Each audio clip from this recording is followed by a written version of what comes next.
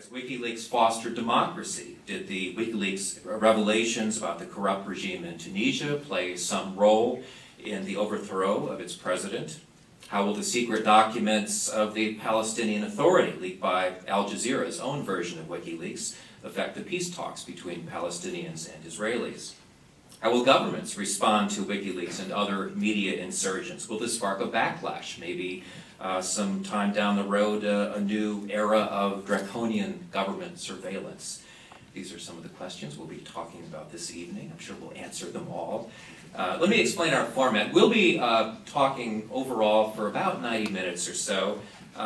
We'll start with short 10-minute presentations by each of our speakers, and then the four of us will talk for another half hour or so, and then for the last half hour we will open it up to you. I'm guessing there might be a few questions or comments from you about the subject. So let me introduce our distinguished panel of experts from the UW-Madison, and I will introduce them in the order in which they will speak. We'll start with Anne McClintock, who is the Simone de Beauvoir Professor of English and Gender and Women's Studies. She is currently completing a book titled Paranoid Empire, Perpetual War and the Crisis of Vision, to be published by Duke University Press. Lou Friedland is a professor in the School of Journalism and Mass Communication and affiliate professor in sociology. He directs the Center for Communication and Democracy and is a co-author with Carmen Siriani of Civic Innovation in America. And he's now writing a book called Civic Communication in a Networked Age, to be published by Polity Press.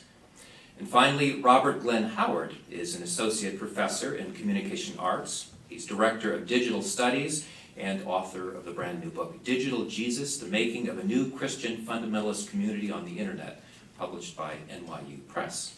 So let's go to our panelists now. Anne, let's start with you.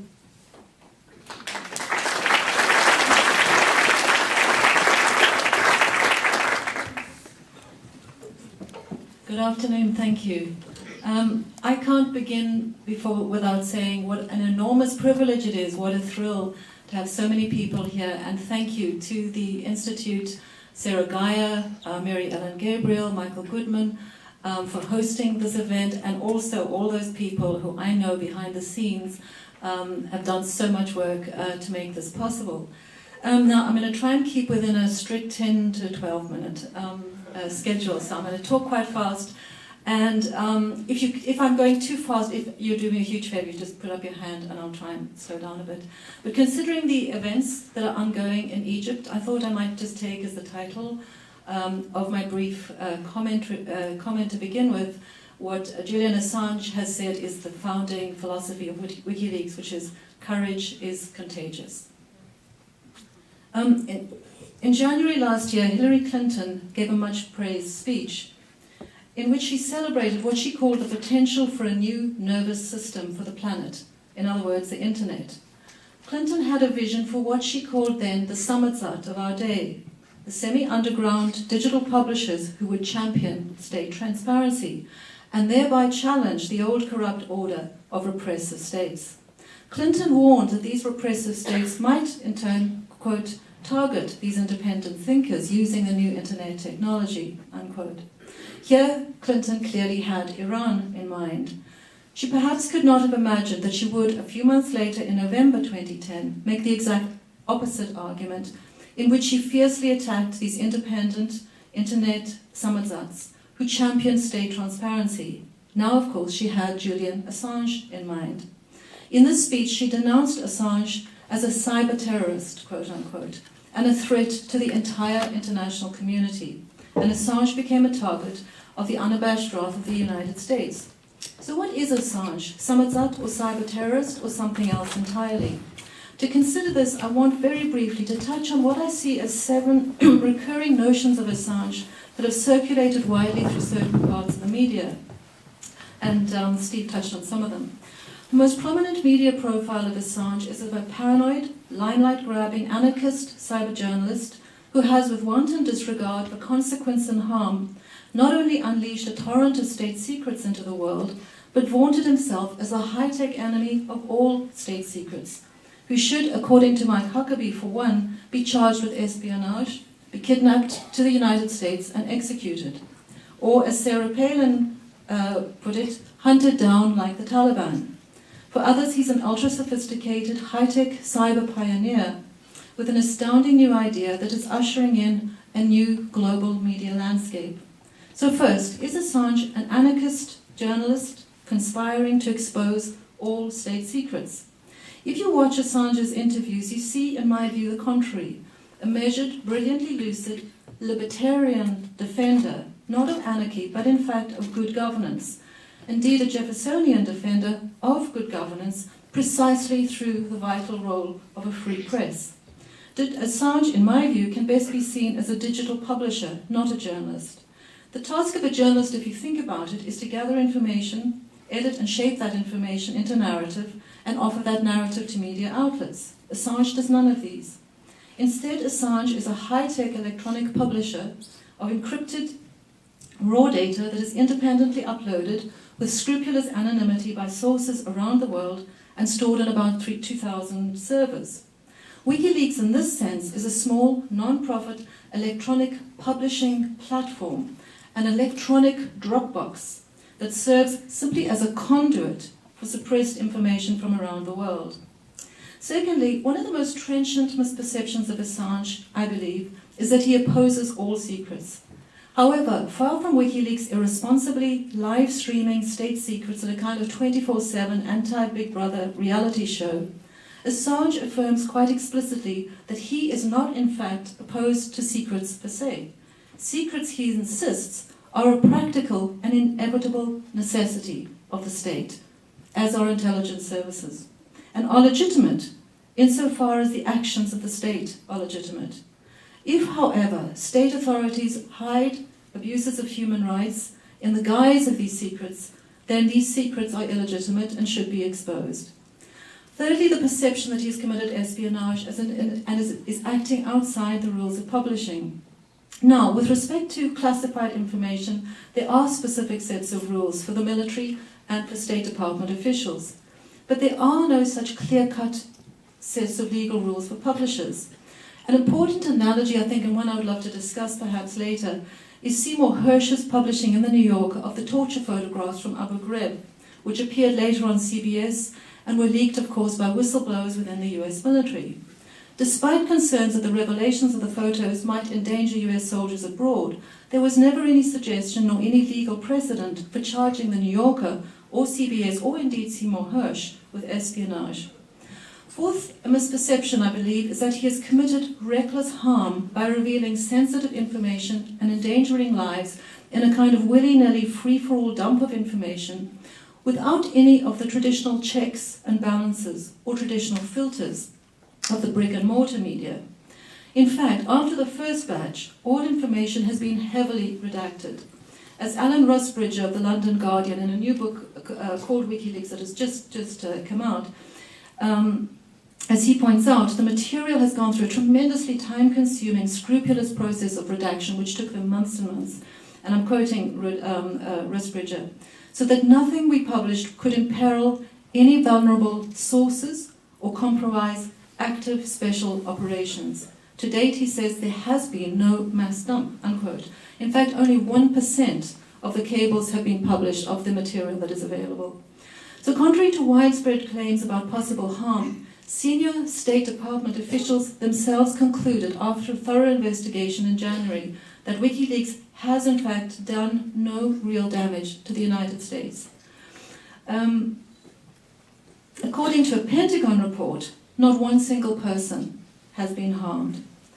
Indeed, by contracting with the New York Times, as he did, and with the London Guardian, the German Spiegel, and our other media outlets, one can perhaps argue that Assange is precisely collaborating with the traditional brick-and-mortar outlets by putting in their hands responsibility, traditional responsibility for vetting, filtering, checking, editing, and shaping the raw data.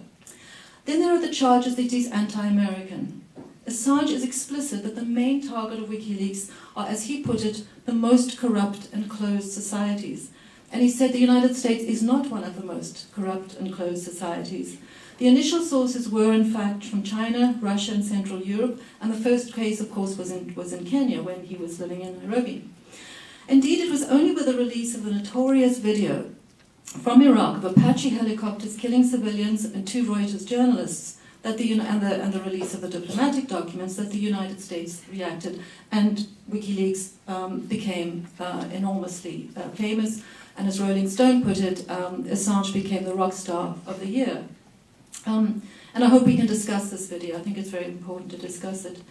Then there's a claim that Assange actually solicited the information from private first-class Bradley Manning and is thus guilty of conspiracy and espionage. Bradley Manning, who's now charged with stealing classified material and has been held in solitary confinement. On the contrary, because the anonymity of the sources are deeply encrypted, Assange had no knowledge of Manning and no contact with him. And yesterday, the Daily Telegraph reported that the US investigation, there's been this ongoing deep, thorough investigation into whether Manning and Assange had any contact.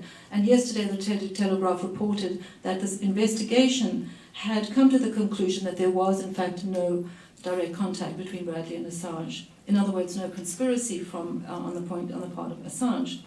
The person who was, however, responsible for Manning's outing and arrest was a hacktivist called Adrian Lamo, who Bradley had contacted from the depths of his isolation and loneliness, and they'd had the famous chats and discussions about what he was about to do. And then finally, there's the notion that WikiLeaks hasn't in fact revealed anything new. Let me very briefly list just a couple of the critical aspects of information that we would not have otherwise known without WikiLeaks. Excoriating revelations about corruption and excess in Tunisia that helped ignite the Jasmine Revolution, and beyond that, the Egyptian Revolution. Revelations that Kenya's President Arap Moi was siphoning billions of dollars out of the country, for which Amnesty gave Assange a Human Rights Award. Disclosures that the United States knew that the numbers of civilian deaths in Iraq were far higher, by hundreds of thousands, than the official numbers, and that the numbers of wounded civilians in Iraq were likewise higher by thousands. Information that the drug company Pfizer went to Nigeria and conducted drug experiments on children without their parents' knowledge, and many of the children died. Information that Yemen said that they would take the blame for the killing of civilians by United States drone attacks. That Egypt invited Israel to invade Egypt. The Onion couldn't make something like that up. That Egypt invited Israel to invade Egypt in order to suppress Palestinians leaving Gaza. And indeed, there's a certain bristling irony throughout this case, notably in Clinton's charges that Assange is guilty of espionage, when one of the more embarrassing WikiLeaks revelations was that Clinton had personally ordered US diplomats to engage in espionage against other UN officials, and then released only yesterday that the US trained Egyptian torturers. So what then is at stake in WikiLeaks? I think in 3 major respects WikiLeaks is a media game changer. First, WikiLeaks is transnational and therefore steps outside state-based controls. The possibilities for addressing human rights abuses across national boundaries become immense, as a leak in one country can help whistleblowers in far more oppressive police states. Second, Assange's tech savvy has put WikiLeaks, but for now anyway, virtually beyond the power of the most powerful intelligence service in the world, and is indestructible. Embarrassing that may be, but it's not illegal. Third, WikiLeaks has, and I think this is a very important point, and I'd love us to discuss this in the discussion.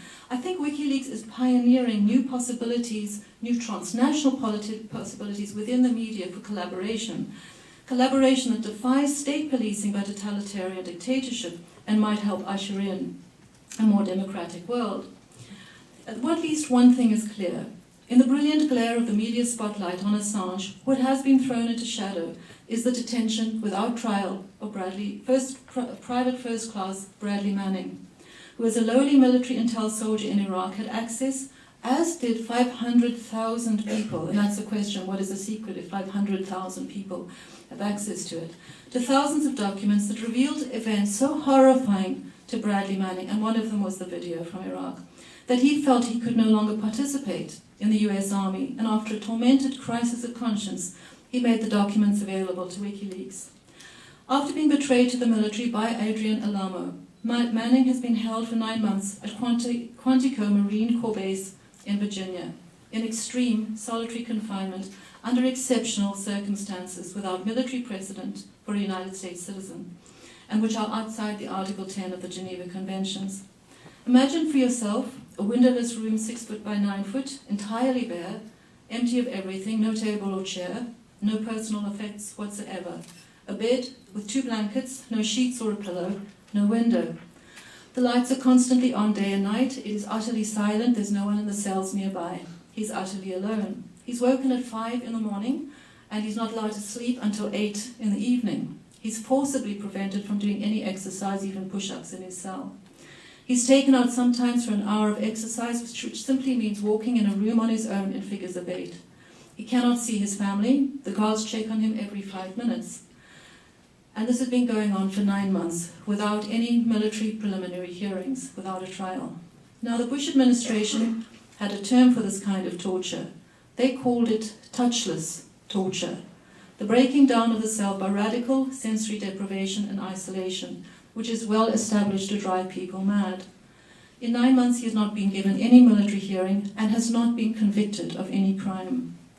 Indeed, I think in our discussion, we need to have fewer meta-debates about the legal niceties and the technologies of WikiLeaks, fewer commentaries on Assange's personality quirks, his clothes and personal hygiene, and more debates, open, serious debates about the actual information that is being disclosed.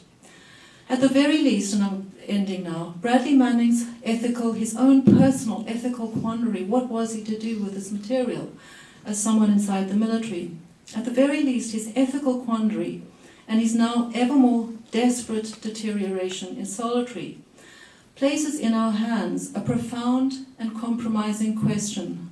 What would you do if you had access to documents that reveal horrifying information about events that make you feel that you are actively involved, that is something that you are completely against? What would you do if you knew that revealing this information, what you think are crimes, might put you in jail or in fact lead to your execution? Would you obey the laws of the military, or would you obey the dictates of your own conscience?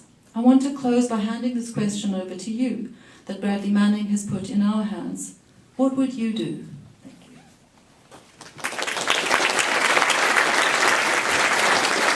I'd also like to thank our hosts. I notice as we're rounding, we're past 6 o'clock, and I know that you all turned out on a cold night here, so I want to give you a chance to speak. So I'm going to try to edit myself a little bit on the fly here and hopefully give us more time for a discussion. At one level, obviously, Professor McClintock's comments are profound and moving, and I want to take them very seriously. And I'm not here to respond, but I do, since I am following her, I do want to say that at one level, I may be disagreeing with her a bit. I hope in a collegial way, in that simply in this one way, that I do believe the legal issues are not trivial, that they're actually important, that how governments conduct themselves, that the ethics of journalism are at stake here, and that while there are substantive issues, substantive wrongs that we do need to consider, both the substantive wrongs against people in Iraq, for example, that were exposed, and the substantive wrongs against Sergeant Manning, whose case I see as tragic, I still believe that we need to pull back a bit and look at some of the larger questions, and so I'm going to briefly try to do that while, as I say, editing myself on the fly, so I hope you'll forgive me. First of all, I want to say that what might seem obvious, but we might as well say it, WikiLeaks is the beginning of a major rupture in the world system of information. There's really no going back from WikiLeaks. That we will see many more such leak sites proliferating throughout the world again and again.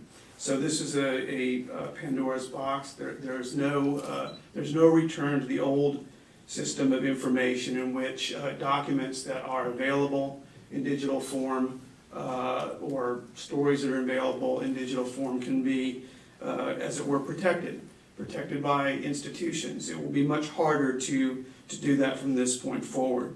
So regardless of how we judge the effects of the morality of WikiLeaks, we are in a new world system. However, I do want to point out that in the midst of the WikiLeaks controversy, and Professor McClintock alluded to this too. I believe that it was high-quality journalism that in many ways focused attention on WikiLeaks and made it the focus of the attention of the world. Without the work of the New York Times and the Guardian and Der Spiegel, I actually think we might not be sitting here today having this discussion. When the original helicopter video was leaked, it did have a spike, as it were, in public attention in July of last year, but in fact it died down fairly quickly, justly or not. It was only after Mr. Assange and WikiLeaks began to work collaboratively with the Times, the Guardian, and Der Spiegel that the contents of these documents actually began to attain the international prominence that they have today. So I think that it's critical to understand that they're working through, as journalism, has played a central part in making these issues a matter of international discussion. I do think that the significance of Julian Assange and his motives and meaning as a symbol are important in understanding the meaning of WikiLeaks and how it did unfold on the international stage. He has brilliantly stage managed his moment of international moment of fame. I won't judge. I won't wade into the seven frames that Professor McClintock articulated so well. But I do want to say that it's not clear to me who Julian Assange is. These aren't really settled matters. Yes, he has made public claims that he bears no animus towards the United States, and he's also made public claims that, in fact, he's only working for a regime of international transparency. And those claims may very well be legitimate.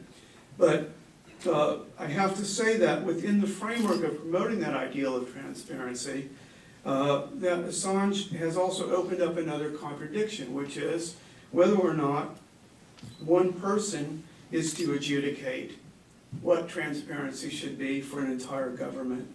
And I realize that that may or may not be a popular position in this room tonight, but I'd like to lay it out in the few moments that I have left.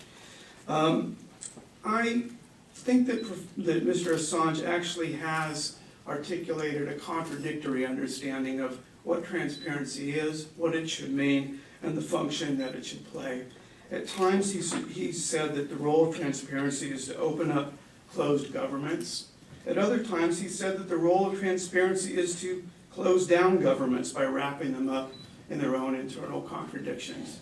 And so it's hard to say exactly what role transparency Mr. Assange actually believes should play on the international stage. And I think that is the larger point. We continue to live in a world of nation states and nations. As tragic as Sergeant Manning's situation is right now, and I deplore his treatment, I think there's a very difficult question raised by his case, which is, can we imagine a government in which a citizen who's sworn to serve that government can release a cache of more than 400,000 classified documents and serve as the sole judge of whether those documents ought to be declassified or not to anyone in the world with complete impunity. I think it's very difficult to imagine how the diplomatic conduct of the United States government or any government can function in the long term when those decisions are being adjudicated by one of its own citizens acting on his own and by a third party based upon what he or others do or do not want to be made public. Now, I realize that's a very difficult point and probably a very controversial one, but I think that the answer to that question is no. That in fact individuals cannot be allowed absolute impunity to decide what secrets of the government can and can't be made public at any given time. However, and I want to stress, I think this is the most complicated and difficult point. Does that mean, of course, that citizens ought not to blow the whistle or to reveal secrets about their governments when those governments are acting illegally or immorally? And in fact, I acknowledge that there certainly were instances in the leaked documents, the classified documents, that demonstrate or certainly raise questions about whether the United States has acted, certainly immorally and possibly illegally. And so I think it's very difficult. It's a problem, it's a contradiction and a paradox, but not a simple one. Steve Cole, who is a former editor of the Washington Post, said that a democracy is strengthened when its citizens are confronted with the raw truths that follow from the choices of their elected leaders. I absolutely believe that this is true. And therefore, there is a necessity for secrets to be revealed at times and to confront governments with the secrets that they may have been keeping. However, and this may be the difference between myself and Mr. Assange, although I think that it's a difference that in fact is a difference of principle, not of practice, I think that this is the most important role of journalism itself. And it speaks to the continuing role of journalism in a complex world, a complex international stage. And I think that U.S. journalism at its best, and I stress at its best, has managed in fact to do this, to sift conflicting claims, to determine what damage might be done, to consult a broad range of sources, to try and determine the truth as best as it can, and then act according to the highest ethical standards of journalism to which it can and should be held account. I think that the profession of journalism, despite its flaws, has constructed its very legitimacy by serving as a check on governmental and corporate power within the constitutional arrangements that assume the viability of the rule of law. And I think that this is really the core point here, that in a representative democracy, and I believe we live in a representative democracy, that the government is held accountable by the rule of law. And if that's true, then the government itself has to be able to act to govern itself. The Times and the Post, in the Pentagon Papers, which is often held up as this direct analogy to WikiLeaks, and of course Daniel Ellsberg has endorsed the WikiLeaks, so certainly there's that claim on the part of WikiLeaks to have that link to the Pentagon Papers. But in fact, I think that there's a huge difference between WikiLeaks and the Pentagon Papers. In the case of the Pentagon Papers, there was a history. It had been carefully vetted. There was a defense. It was vetted by the New York Times itself after many months of careful investigation. The decision was challenged before the Supreme Court, and the Supreme Court, in turn, found that the New York Times did have the right to publish those papers without prior restraint, and in doing so extended considerably the political impact of their revelations.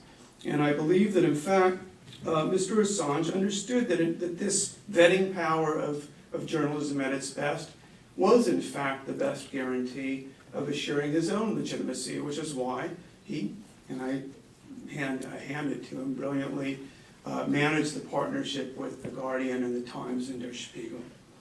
So in conclusion, I would like to say that I think that this is a very complex and contradictory problem, that the role of journalism is central to our understanding of WikiLeaks and its role in the international stage, that preserving that role is important for democratic governance writ large. Thank you.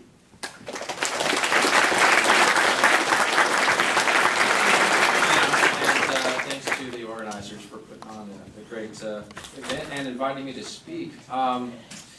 It's a very serious topic, I think, that we're dealing with today, and as an audience, your faces are appropriately somber. I'm really curious, though, so before I say anything else, I want to take an informal poll, if you'll just let me.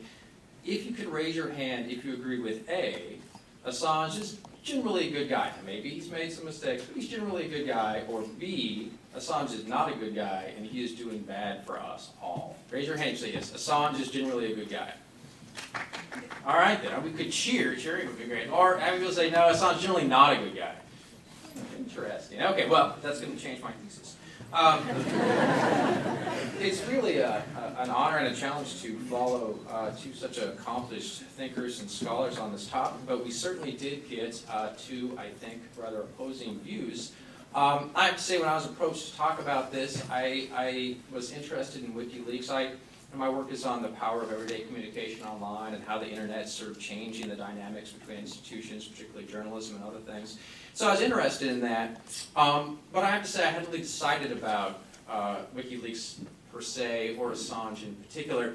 After reading a lot about him and watching everything I could over the last couple of weeks, he's come to sort of, I'm imagining him as sort of a computer-wielding modern-day Batman. He's sort of a folk hero, in a way. And I think that one thing that we haven't quite touched on is, while the technologies that he's marshaled and deployed have been around quite a while, actually, and the way that he's deployed them, though very computer savvy, he's an expert in a variety of computer tasks. The thing that he's done that's different, the thing that he's done that I think Luke called being a game changer, is he deployed that technology in a very specific way, and he's added something to it, and that's a sort of charisma. He, whatever you might, and I'm not sure, I've come to believe he's sort of a folk hero of his own fashioning. And the genius that he shows to me, that I see in looking at what he's done, is how, as Lou also noted, how he's used the media to convey a particular image of himself and a particular relationship and goal for the thing that he's created, which, while not new in many ways, is in fact being deployed with such charisma and such effect that we suddenly are all having to stop and say, well, wait a minute, what about amateur journalism? What about the relation of citizens to the state in a whole new way? At least on that level, I think he's doing something fantastic. On the other hand, and I see I have mostly agreement in the crowd, but on the other hand, I think that Lou's absolutely right, that we have to be careful when we think about what happens when power is sort of aggregated this way through technological expertise by essentially one person. Everything I've read, it very much, he runs the show at WikiLeaks in one sense or another. But what I think we have to remember when we think about that is that while Assange has managed to bring together this sort of technology in a particular way, he hasn't done it, he's done it only insofar as we and our media institutions have allowed him to do it. So, as Lou noted, if we have one person that's amassed a huge amount of power, and that's the question I'm going to come back to at the end, one person has the right to decide to focus our attention on a particular media object, say the collateral murder video. That's worrisome. How could one person have that much power? Maybe one person shouldn't have that much power. On the other hand, we have to ask, where does that power come from? The power didn't come from him being the president of a country. It didn't come from him being the executive editor of a large media institution. It came from a very smart deployment of technologies that he effectively sold and then sort of got into dealings with and manipulated major media institutions into purveying for him.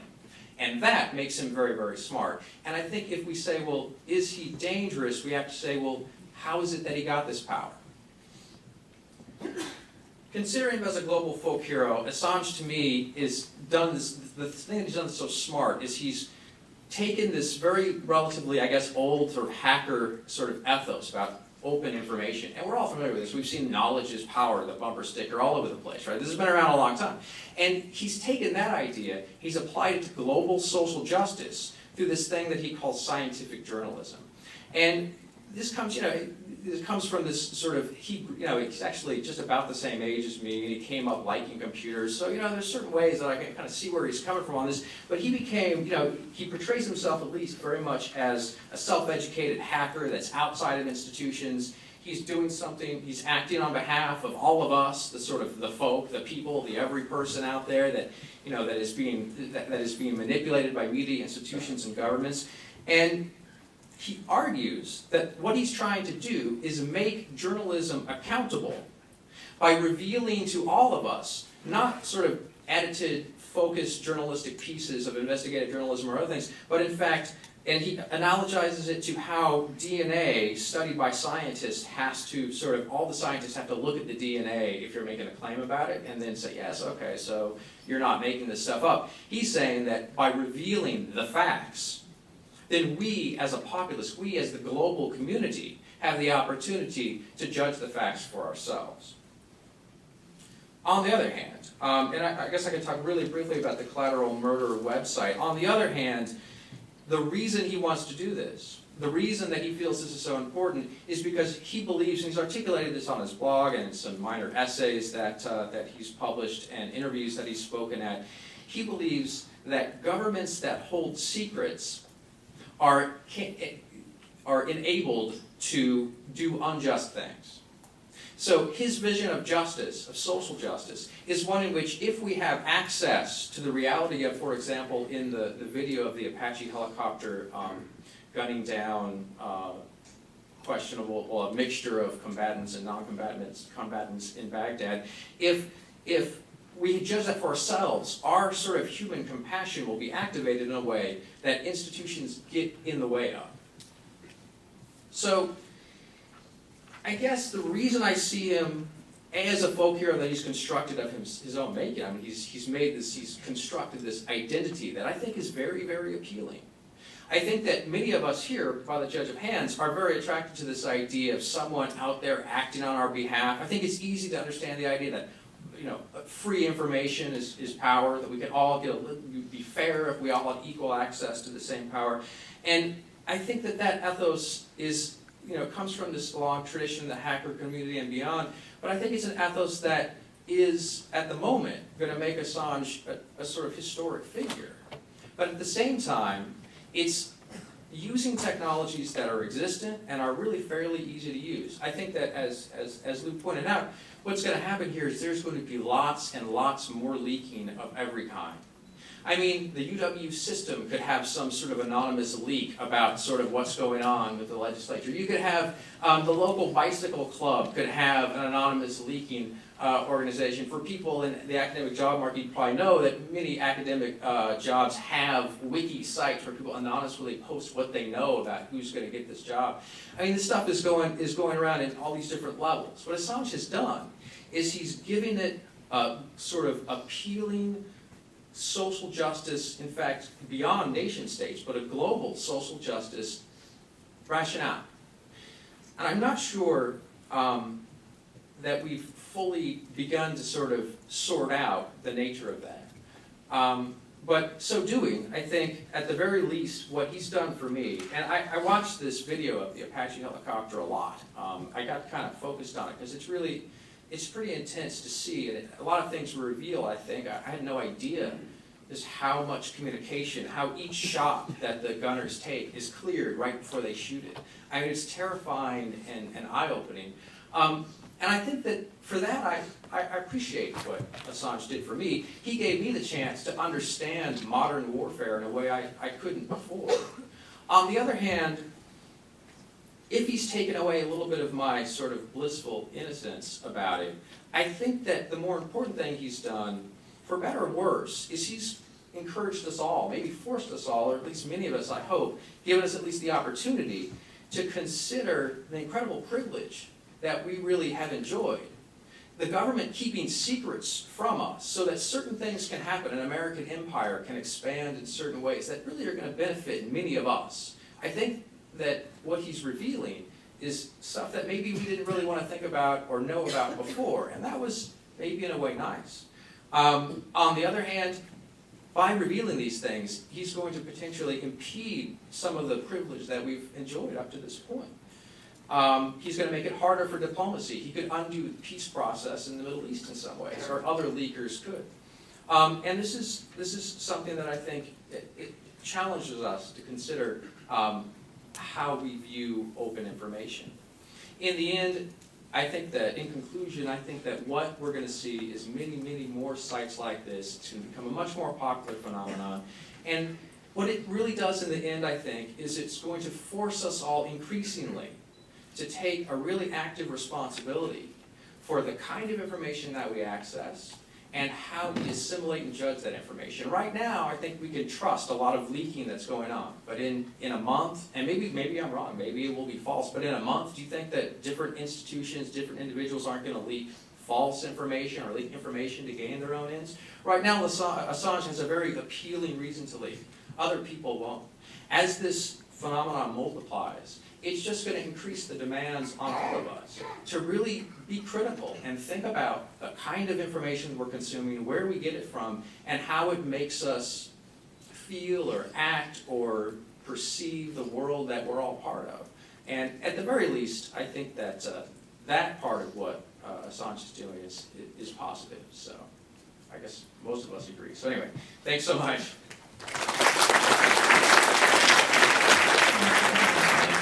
Turned on here.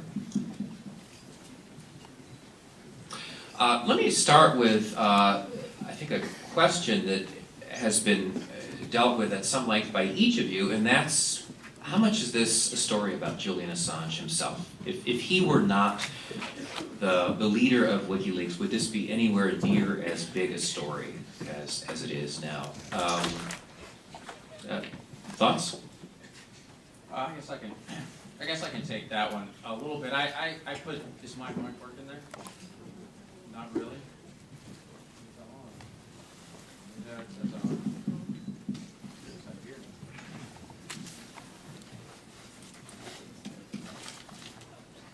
I can talk, oh wait a minute, maybe there it goes. Okay, just took a second, sorry.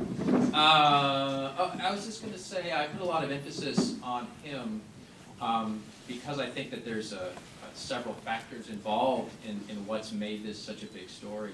But I don't think we should discount sort of his ability to deploy these technologies, but also, he's also very reliant, obviously, on what he's getting. Keeping in mind that, for example, the Manning stuff, Manning perceived himself as a hacker, a sort of fellow traveler in some ways, ideologically very similar in his thinking, it turns out, to Assange. And so he gave him that information. So there's a way in which I think his charisma is encouraging people to do that, to send him stuff. But also I think his deft handling of institutional media also contributed to that. But the technologies have been there. I just think it took a period of time for someone to figure out how to use them as well. And let me turn to you, because I have the sense that you think maybe we're focusing a little too much on Julian Assange. Well, first of all, I want to say that I actually agreed with what Lou said in the beginning about the absolute importance of legal questions. I'm not for 1 minute. I think they're absolutely vital, and questions of journalistic ethics and legalities are, of course, central and need to be discussed entirely. What I sense, though, is what seems to me to be a strange tension in some of these comments. That on the one hand, Julian Assange is, if I understood Lou correctly, that Lou seemed to express concern that too much power might be centralized in the hands of one person, one charismatic, epic figure, and that how does one person get to adjudicate the right to distribute and reveal this amount of information? So there's a sense that there's too much power in the hands of this one person. But the tension I see is that there's a way in which that I think some of these comments are actually giving, in the depiction of Julian Assange, too much power, and are seeing the whole WikiLeaks phenomenon as a phenomenon that is shaped around a single epic Batman-like folk hero. And I think that's an irresolvable contradiction, because on the one hand, there's this notion that there's this unleashing of too much material in the hands of one person. On the other hand, and I entirely agree with this, and it's what I hope to say in my comments, that WikiLeaks is not alone. Lou was saying this. WikiLeaks is not alone. There are going to be, and are in fact, numerous other, there's now OpenLeaks, there are environmental organizations that are going to be disclosing environmental information. WikiLeaks itself, whatever Assange's technical brilliance is, WikiLeaks could not have done what it did with Assange alone. If there weren't the thousands of sources around the world, and I'm thinking of those people, for one, in Kenya, who faced arrest, torture, and death for revealing information about Arab Moi. I'm thinking about the people in Tunisia who faced arrest, torture, detention, and death for revealing sources. WikiLeaks as a phenomenon, no matter how charismatic Assange is, would not exist without thousands of people around the world, often in societies with very closed media systems, who have found this electronic Dropbox the only conduit for releasing information about the societies in which Tunisia and Egypt are classic examples. The question of the Palestinian leaks was raised. And I'd like to just briefly address that. That was not, in fact, leaked by WikiLeaks. It was, in fact, leaked by Al Jazeera. And The Guardian published that information. And yet nobody's charged The Guardian with espionage. Nobody said, well, The Guardian is culpable of adjudicating the future of history. What Assange is doing, and I think what The Guardian has done, and what any responsible media outlet has done, is made the information publicly available so that we, as public citizens, can have diverse political debates and come to diverse different political decisions about it. But if we have the information at our disposal, we are better able to make decisions not only about our governments, but about the course of future political events. Lou, do you want to jump in here? Well, I mean, we're a little far from Julian Assange now. Is this, can you hear me? No? It says it's on, folks. Raise it up, raise it up. Well, even if I raise it up. Yeah. I do think that Julian Assange is a charismatic figure who's focused attention on WikiLeaks. You know, to me that's obvious, but of course, I think it really is an institutional question.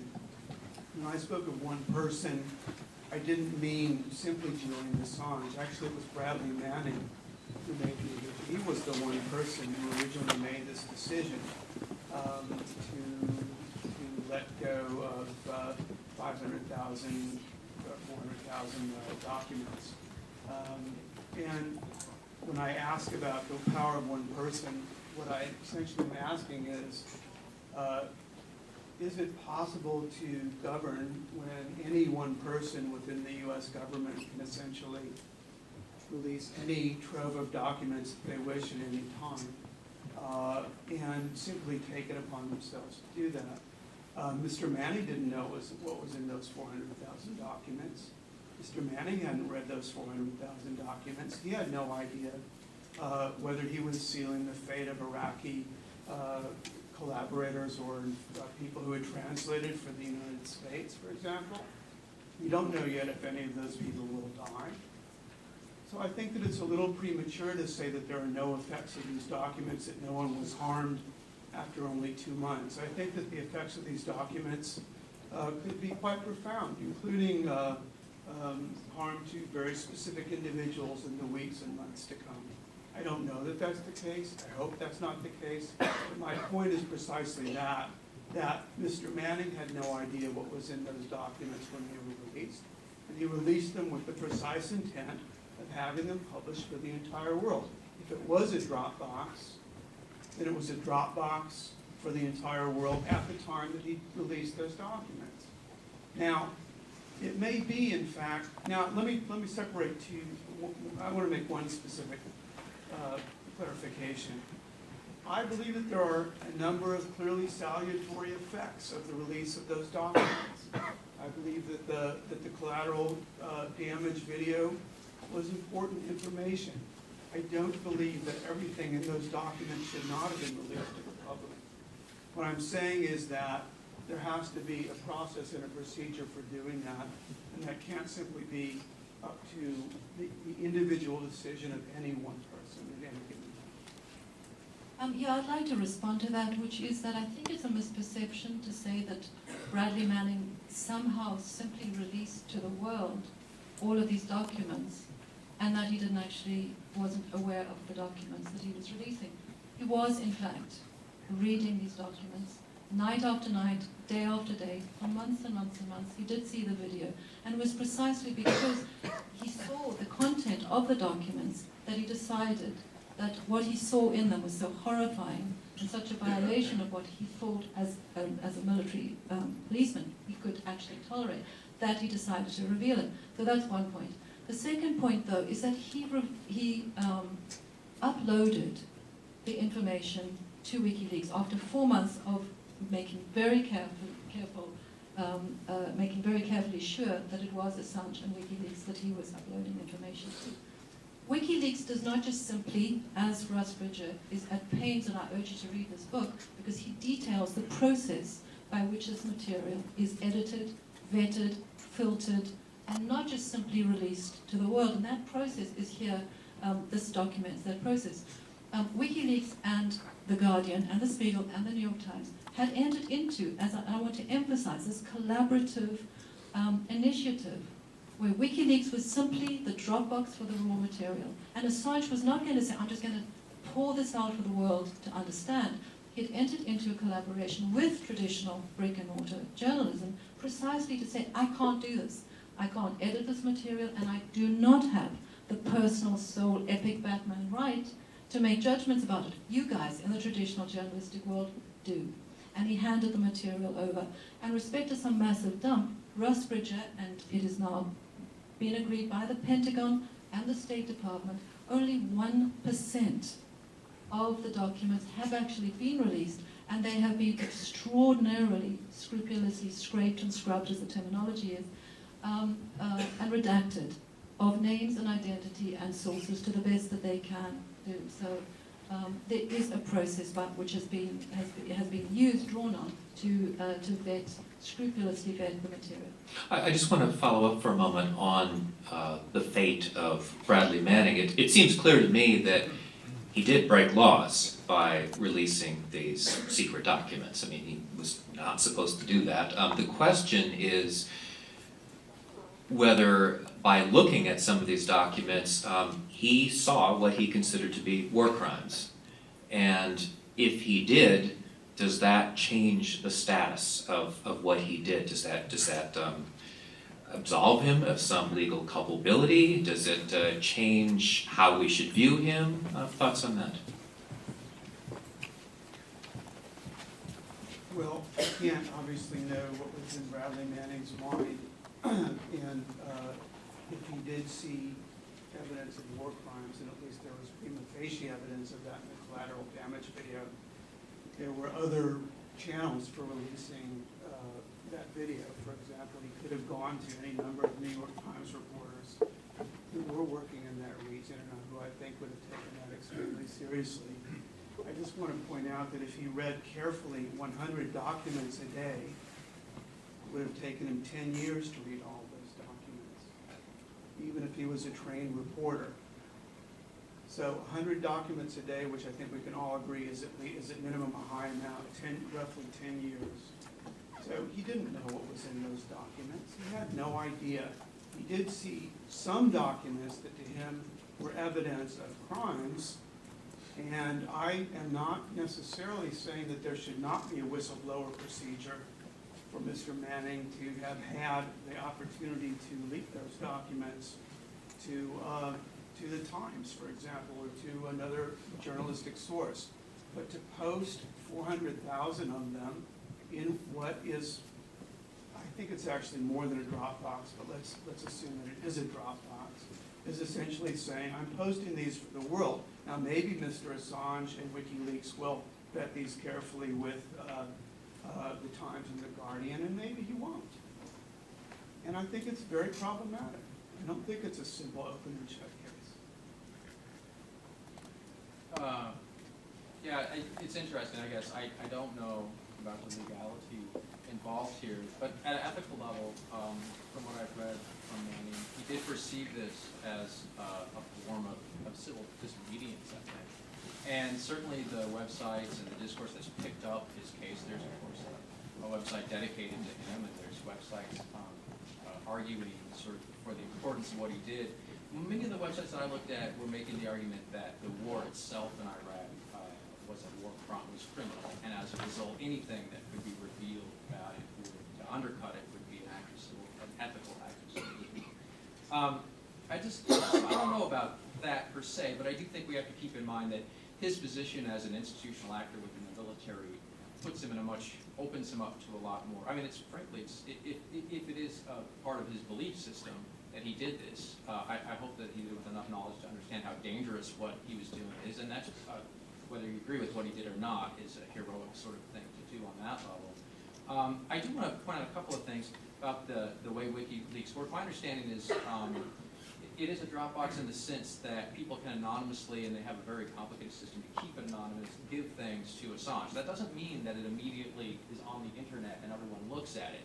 And that's an important point, and that was my point about Assange's role in this, is that if Bradley Manning had sent that to me, or if Bradley Manning had put it on his website, I mean, I have a website, I couldn't host quite that much data, but if I paid another couple $100 maybe, but if I put a big chunk of that data on my website, no one would pay any attention to it. I would need to sort of go to the institutional press in one sense or another and get that information out.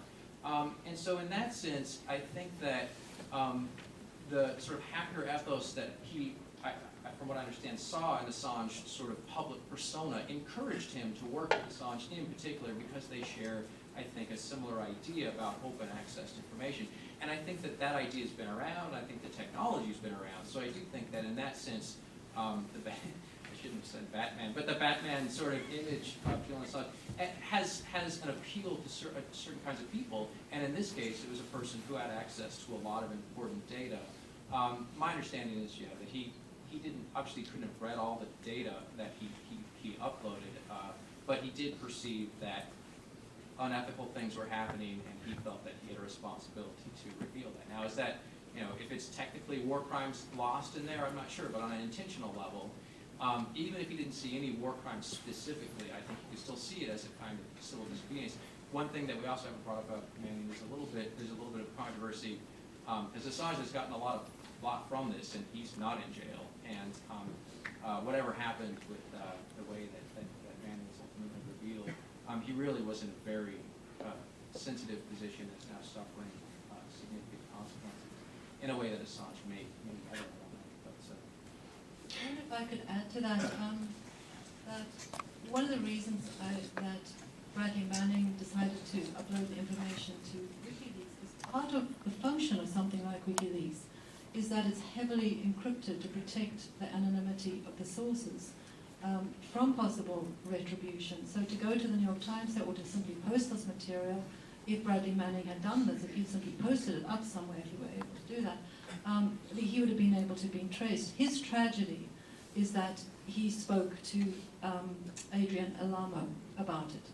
And it was not WikiLeaks that was responsible for Manning becoming known. It was Adrian Alamo who outed him to the military, and it was simply on Alamo's testimony that the military found out who had in fact leaked this material. If he hadn't done that, probably he would not be in jail. I want to make one point though about Manning's legal situation. On the one hand, one can argue and have different opinions about whether if you see a war crime being committed and you personally believe that what is being committed is a war crime, are you then a political prisoner if you are arrested and in detention? Do you have some kind of moral obligation to reveal it? Is the crime to reveal a war crime, or is it the war crime itself that is a crime? That's one issue that we can debate and have different opinions about. The people who are defending the legal defense of Manning at the moment are saying what Manning has been denied by the United States government and the military is due process of law. That he has not been given a preliminary military hearing. Charges have been made, he has not been tried.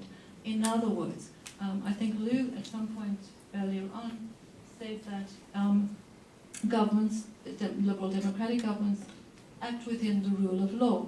Tragically, the United States has actually stepped outside the rule of law with respect to habeas corpus and the Geneva Conventions. Detention without trial is outside the rule of law, and the notion of preventative detention without trial is likewise outside the rule of the Geneva Conventions, of which the US is a signatory.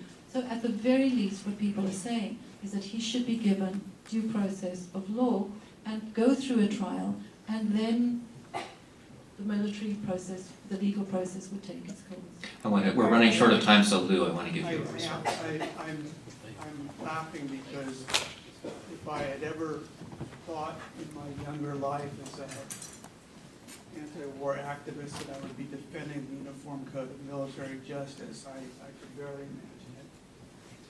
Mr. Manning, by the way, I think Mr. Manning is the one who was left holding the bag. And I am not convinced, and I won't be convinced until I see very concrete evidence to the contrary, that there was no prior knowledge on Mr. Assange's part about Mr. Manning. So I read quickly read what the Telegraph said. It's not dispositive. But my point is this, Mr. Manning is not being held, he's being held without, I think Mr. Manning should be charged, frankly. And I believe that he is entitled to a trial and that he should be tried given his right to a trial. On the other hand, it's not a violation of the Uniform Code of Military Justice to hold him for 9 months. That is the nature of military justice. And whether that's good or bad, it's not a violation of the rule of law or the Geneva Convention under any imaginable interpretation.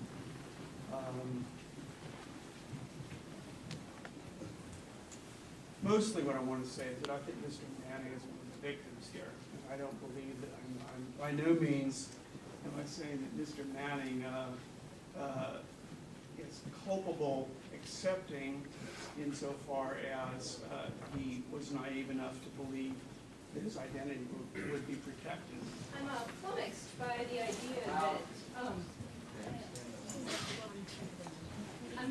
by the idea that the legal protections deserved by whistleblowers depend on who they leak to. What kind of journalistic status is required? Should I be protected if I leak to the New York Times but not the Badger Herald or the Huffington Post? Could you comment? Did everyone hear the question? The question was, does it matter who you leak information to, whether it's to the New York Times, to WikiLeaks, to the Badger Herald? I think it's a really gray area, and WikiLeaks basically raises that up. If WikiLeaks is simply a Dropbox, then it's not a publishing organization at all. It's just a Dropbox. It's a place for posting documents. And so WikiLeaks tries to have it both ways. It's not a publisher, but it is a publisher. It's a Dropbox that when Mr. Assange wants to claim the protections of a journalist, then he claims that he's a publisher. He's a source, but he's not a source. And so, yes, I mean, clearly this is a question that all of us are facing. What is a journalistic organization in the internet age? Is essentially any single blogger who claims to be doing journalism a journalist? I think that that's a gray area, and I don't know the answer to it, but I will say this, that the protections for both leakers and leaked and the public are much stronger with developed journalistic organizations that operate by journalistic norms and ethics. And that simply to say one is a journalist doesn't make one a journalist, no. Yes, we'll go back there. I have a question about some upcoming leaks. Now, part of what WikiLeaks is proposing to do is to leak information about the Bank of America, which it, on its mission statement, accuses to not be a democratic organization. That's one of the basic sort of points that Julian Assange makes. Does that change it if part of this is not just about war crimes, but about, you know, non-democratic practices of big multinational corporations? Did everyone hear the question? What if WikiLeaks targets Bank of America? So it's not about government secrecy, it's about corporate misdoings. Well, I mean, I don't have a definitive answer to that, but I will say this, that I don't, just as I've said, you know, that we didn't know or no one knew what was in those 400,000 documents. I don't know what's in that Bank of America data. If my mortgage gets published on the internet, I won't be very happy. So the question is what's in that data? And the simple fact that Mr. Assange or WikiLeaks is in a position to receive data from any source in the world does not, per se, make him, in my view, the just arbiter of whether or not that data should be published. And so I don't know what's in that data. I think he's used that data partly as a kind of poison pill, to be honest, in order to protect himself. And we'll see how successful he is. He may be quite successful. I think that's a really good question, and it strikes me, and building off what Lou was saying, there's a couple of interesting things that get back to this issue of power relative to one individual. And I guess you could ask the same question, I feel like, of the Bank of America documents as you could of the United States government, which is, and I will say, it's my understanding that in some of these there's social security numbers of soldiers, and there's some, and he actually was asked about that interview called collateral damage.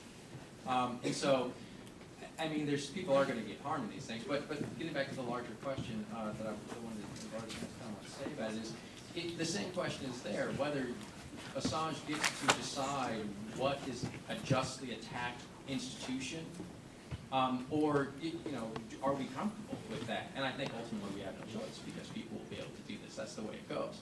But you know, he's making the same decision about Bank of America that he's making about the U.S. government, and as much as we like to think of it as a Dropbox, I mean, through his encouragement and through the specific redactions that he's done, and even the lateral murder website, I mean, he's very much politicized, and just to his general point of this is justice. I am, you know, the sort of Robin Hood of the internet, you know, executing this rough justice. Some people are going to get hurt. That's the way it goes. But you know, I mean, I don't know. I think that the questioner's moral position on Bank of America, and to what extent that is in line with Assange's position on Bank of America, might come into play. Sort of whether you think that's okay for him to do, and that doesn't answer the question of, wow, you know, is it? Are we comfortable with him being able to do that right now? I'd like to have a brief response. I'm wondering if Assange is now being held to somewhat different standards of accountability than regular investigative journalism. If, say, Seymour Hersh were to have access to interviewing somebody in Bank of America, given the fact of a fiscal meltdown, given films such as Inside Job, where an investigative journalist went and interviewed people in the banking community, some of which were whistleblowers, could one not say, I thought that was a very excellent question, but is that not a question that is valid for all journalists and all investigative journalists? If you manage through your own traditional work to get access to material, and you write a piece in The Guardian or the New York Times or whatever traditional outlet that is, or if, as in the case of Cy Hersh or Jane Myers, you produce documents about war, or you produce torture photographs that might, some have argued, put soldiers on the front line in danger. Are those questions that journalists deal with, are those not precisely the same questions that Assange is dealing with? And I want to stress, he is not putting that material out on his own. He has entered into an agreement with the traditional press to vet and edit and shape the material and make precisely those kind of responsible journalistic decisions within the best of their ability. It seems that different standards are being held here.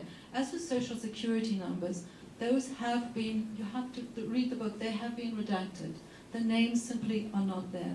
And one can argue perhaps down the road some future harm might come, but that could be said of any journalist.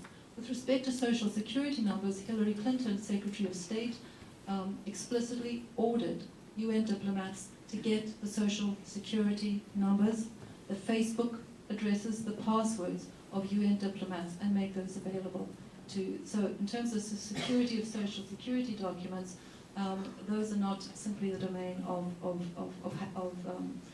prankster hackers, but also the United States government. Lou? I'll pass this. Oh, okay. Yes, back there. Yes, I'm interested in a comparison of the Pentagon Papers example with Daniel Ellsberg with our current WikiLeaks situation, especially from Lou's perspective. Would you have stuck Dan Ellsberg in prison? Well, for one thing, Dan Ellsberg certainly knew that he might go to prison.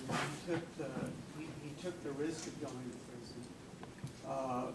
So he committed, Rob raised this, an act of civil disobedience, and an act of civil disobedience generally means being aware that there are possible consequences to your actions, and being willing to take responsibility and able to take responsibility for those consequences. But no, the answer is I would not have sent Daniel Ellsberg to prison. Because Daniel Ellsberg was not acting at that time as an officer of the U.S. government. He wasn't violating any oath that he had made. And first of all, and second of all, he was exposing what I consider to be high crimes and misdemeanors. Going right back to the Gulf of Tonkin resolution, pardon me. So essentially, the Pentagon Papers, I think this is a loose analogy. unfortunately, it's one that, Mr. Ellsberg, who is actually a hero of mine, has helped reinforce by his endorsement of WikiLeaks, but in fact, I don't think that they are strictly analogous. Lou, can I just follow up with a question there then? Are there certain circumstances in which you think that Julian Assange should be charged with criminal wrongdoing? No, actually, I believe that unless, and this is why I think that Mr. Assange is keeping a strict wall between him and Mr. Manning. Now, whether there may or may not be one, and I freely acknowledge I do not know the answer to that question. But it is in Mr. Assange's absolute interest to deny ever having even known who Bradley Manning is, much less talk with him, because the moment that he acknowledges he has had contact with him, then he is actually culpable in some way. And so Assange is not culpable. I don't think he should be prosecuted. He hasn't committed any prosecutable offense to the best of our knowledge. So no, I'm not saying that. I want to be really clear. That's why I feel so badly for Mr. Manning, and I hope that anything that I say hasn't been construed otherwise, because I think he's the, pardon my language, schlemiel. He's the guy who got left holding the bag in all of this. He's the one who's going to do 20 years in Leavenworth.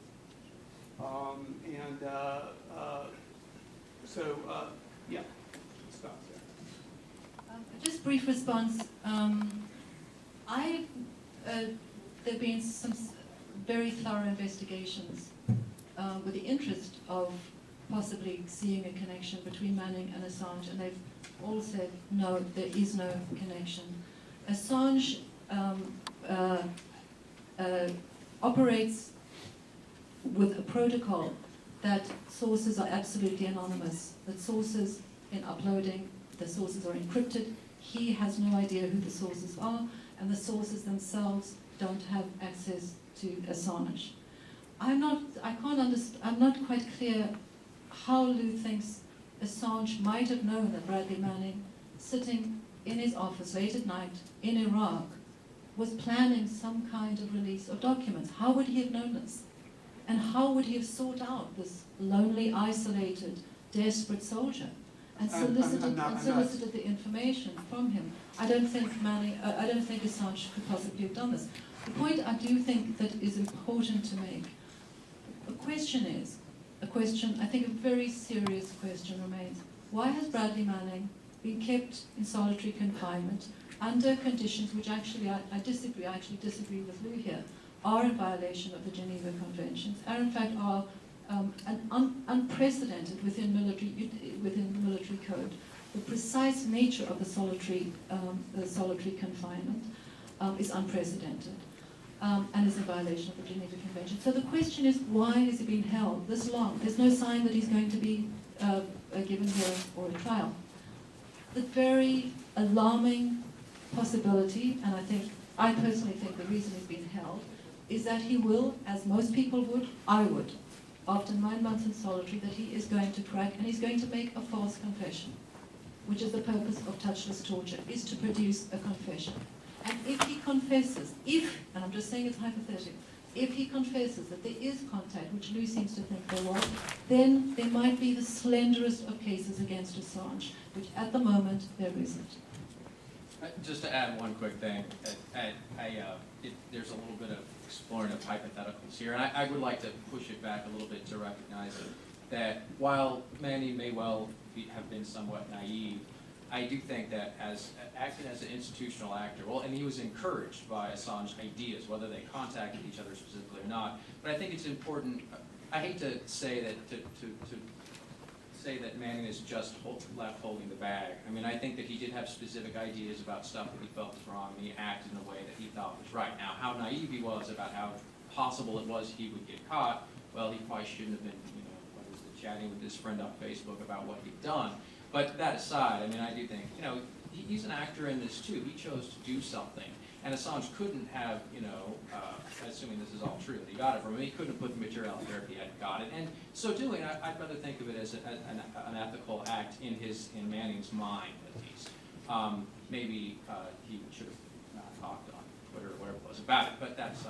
I just want to clarify one thing. I don't think that Julian Assange went on a hunt for Bradley Manning. Clearly, there had to be whatever contact there might have been. And I do not, just to be very clear, I'm not saying there was contact, I'm saying I have no idea. All I'm saying is that Mr. Manning would have had to have made the first step, or almost certainly would have had to have made the first step if there was. And that's all I can say, because I don't know anymore. I think we have time for maybe a couple of more questions. Yes, right there. Hi. I think that the real quick thing is that he didn't do it alone. If he didn't have hundreds of librarians who spread the information and did that, so that's the other. One thing that I haven't heard mentioned is when I talk about it, everyone talks about his Swedish stuff, what's going on with his charges. And I see such a race and gender piece to this, especially with him and these Swedish young women, and how he's seen with that, and also what it means to be male and be a hacker. But I was wondering if you could talk about the gender component and what that means in terms of the future of these leagues.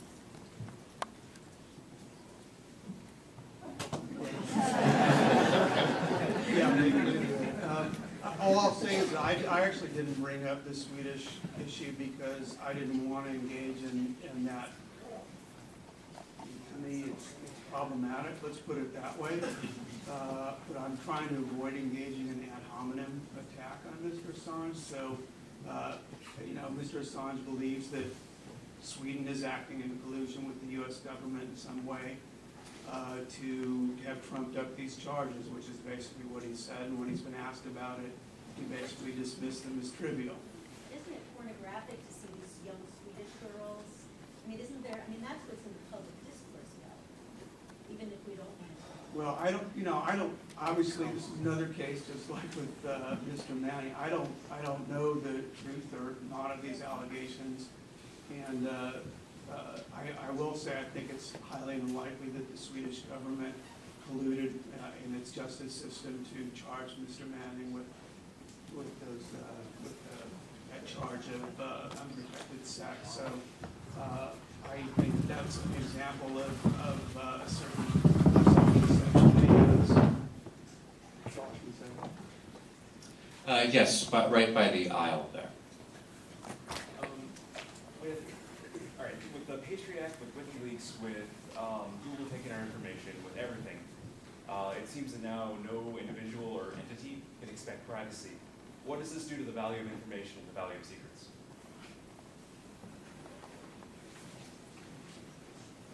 Do you mean what does the ubiquity of information do to the value of secrets? The fact that it's all floating out there, as it were?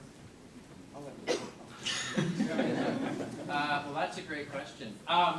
There's a couple things going on. On the one hand, one thing I often think about is how readily we give away things that aren't secret at all, actually. Whenever we set up our Facebook accounts, or even when we put something into Google, we're revealing specific information that marketing companies are interested in having. So even if it's not secret, it's valuable. Of course, secrecy is a relative thing. With a sea of information out there, a lot of stuff that isn't maybe technically secret is functionally secret in some context, unless somebody wants it badly enough. And I think the revolution here is obviously the ability of mechanized computer software, essentially, to aggregate huge amounts of information and put huge amounts of information together and then sell chunks of it that are useful to companies trying to do certain things. And in a way, that's not so different from what Assange is sort of claiming to do. What he's actually doing, I think, is redacting and some other things. But that's part of that's part of the open secrecy sort of debate. I mean, what do we want to try to keep secret? And I think at the very least, if we as citizens become more aware and think more carefully about the fact that even things that aren't secret, information about us is valuable to companies in aggregate, maybe we shouldn't give it away quite so easily sometimes. But Can I add one thing to that, which is that when information is disaggregated or simply out on the web or split in literally 100,000 or 400,000 different places, it's very different from having 400,000 pieces of information in one place. It's much easier to data mine information once it's aggregated. So the very fact of aggregating information increases the effectiveness exponentially of its ability to be mined in that way. So I think that in fact, there is a difference between having a lot of information out on the web and having all of your information in one place that somebody can easily access, and we can all understand that, you know, for ourselves, right? If my social security number and all of my preferences and everything else that I have been doing for the past 10 years on the internet was in one place, it's much better than if it's all scattered. If I want to, if I want to mine my information, it's much better than if it's scattered across the net itself. And so aggregation does make mining easier. I would like to add to that the aggregation of information that's now being made possible through the new technologies is in fact, I think, producing a whole host of contradictory blowback effects, not the least of which is if you have such an enormous capacity to amass vast quantities of information, and you have a national security state that has a number of different intelligence agencies that are amassing this information, you have a glut of information. Before 9/11, a number of US State Department officials, including Rumsfeld and Cheney, have talked about the fact that they had a veritable avalanche of information, and it was extraordinarily difficult for them to make their way through this information and choose what information is vital to state security and what isn't. In terms of, I've been thinking about the notion of what I call techno blowback, and I think there's a contradiction in that if you think of the commodities of transnational media corporations selling cell phones, private digital cameras, and so on, there's an impetus to distribute these technologies globally. But as we're witnessing in Egypt, Tunisia, as we saw in Abu Ghraib, there can be a collision between people who now have access to satellite phones, to digital cameras, who are able to take videos of material or events and then just put them up on the web in ways in which the national security state, bounded by the borders of the nation state, might before have been able to manage, but is now it's now extraordinarily porous. And that is presenting contradictions, I think, for the national security state. So I'm not sure, I think it's actually producing a whole host of contradictions and difficulties that are as yet unforeseen. We have time for one last question. I'm going to go to the gentleman back there. Yes. Hi, I felt the need to speak up when you brought the Swedish issue. Can you try to speak a little louder? Sorry, I'm from Sweden, and this actually took place when I was there. And I can just comment rather fairly that we're not very proud of it, but Sweden does have one of the worst rape laws basically in the democratic world. So when Assange got committed to this, we actually all thought, no, this is just an American plot. Because to be honest, you would get more time in jail selling alcohol to minors than you actually would committing that to another woman or man. So all my Swedish friends, everyone I knew, when we were talking, we were actually all on the side like, no, this is just another American issue. And all they want is Assange to go back to America.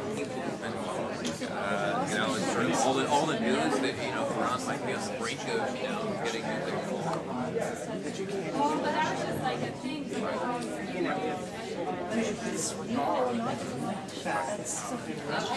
You're saying that shouldn't be kept secret.